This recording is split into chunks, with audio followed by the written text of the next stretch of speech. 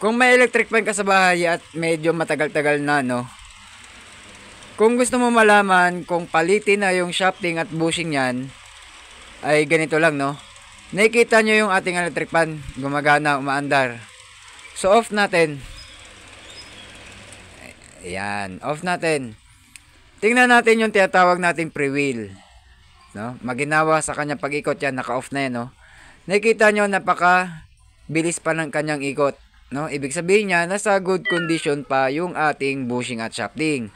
Pero pag pinatay yan or in-off yan at biglang nag-stop, ibig sabihin yan ay may problema na yung bushing shafting natin dyan at kailangan ng palitan. No?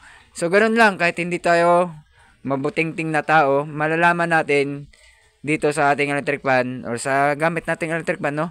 Kung palitin na yung bushing at shafting. No? Tingnan nyo, gumagalaw pa. So, yun lang. Maraming salamat. God bless.